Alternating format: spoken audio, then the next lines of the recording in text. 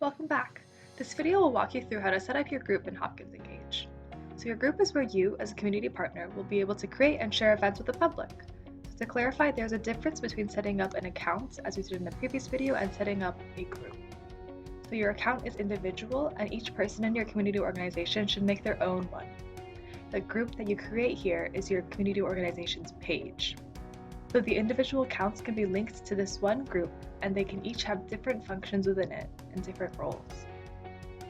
So to locate your group, we can navigate to jhu.edu/Hopkins Engage.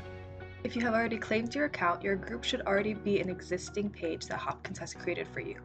To find it, you can go to My Activity, click on Groups, and then locate it. In this case, mine is just called Example Group. To edit your page and add more details to it, you can go to this blue drop-down arrow and click Edit.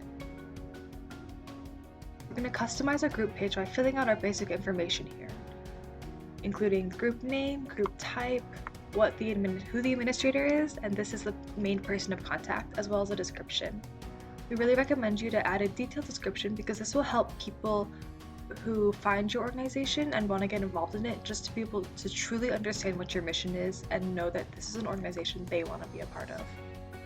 You can enter address and time zone, and then moving on to logos, you can upload your logo. Just keep in mind the size restriction they have here, as well as for the cover image there's a different size restriction.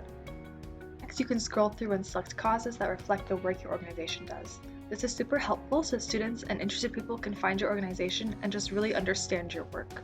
As people search for opportunities that are of interest to them, depending on the causes you select, this will help them prioritize what events they want to take part in and if you really match what they're searching for. So next up are the UN Sustainable Development Goals. I really encourage you to go on the UN website to read more about these because they are pretty specific, so you can select the ones that best reflect your community group's mission. Finally, you can go to this social bar. Go ahead and link your social media accounts. This will be helpful in the future when you want to share events to your accounts on other platforms, including YouTube, Facebook, or Twitter. Go ahead and click Update and you're done.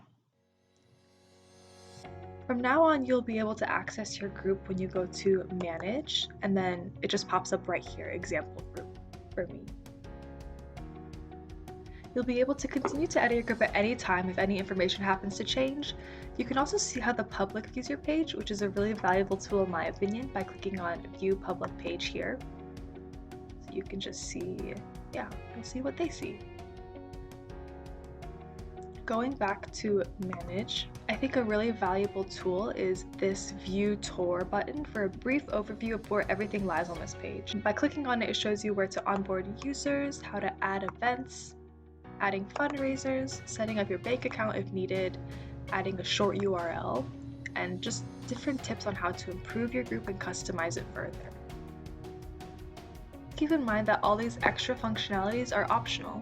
If you just want to use Hopkins Engage to create your group and just add events and that's it, that's totally perfect. If you have time to dive deeper into the different options that Hopkins Engage has, that's wonderful too. It's all up to you. So in summary, this group page is where you will manage users, events, giving, and impacts. To learn more about these actions, check out our other videos in the Community Partner Training playlist on our YouTube account. If you have any further questions about this, please email us at hopkins_engage@jhu.edu or visit support.givepulse.com. GivePulse is the vendor that drives Hopkins Engage, and they have a detailed array of resources that are really broken down and are very approachable.